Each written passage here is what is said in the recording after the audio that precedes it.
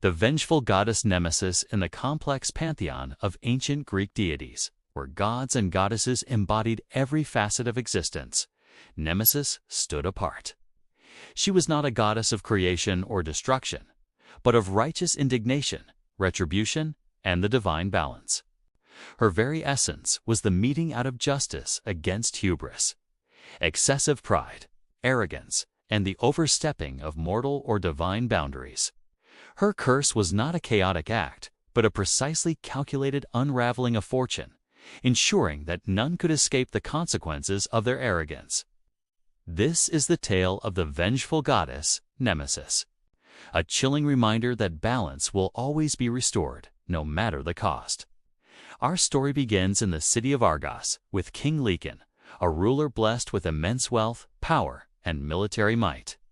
Lykon was revered by his people, his kingdom prospering under his firm hand. But success had twisted his character.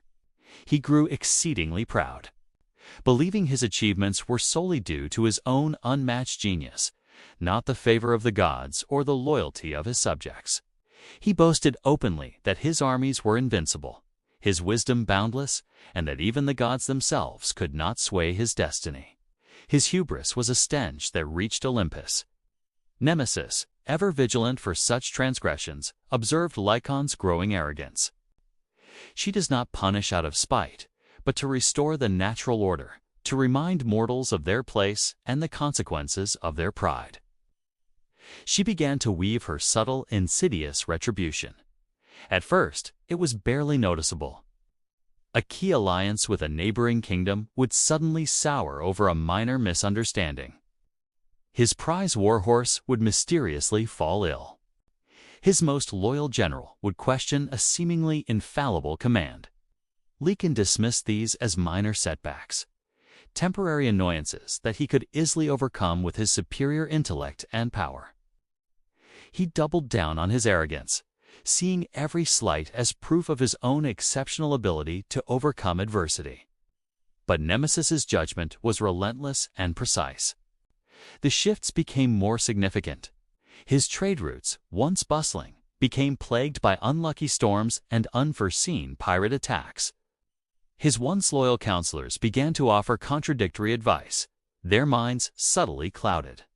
Victories on the battlefield became increasingly costly, won by sheer attrition rather than strategic brilliance. The prosperity of Argos began to wane, replaced by a creeping discontent.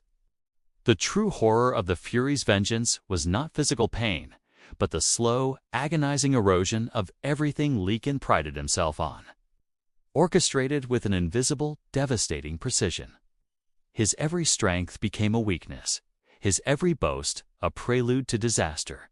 Lykon, by now, was a shadow of his former self, constantly battling unseen forces, his empire slowly crumbling around him.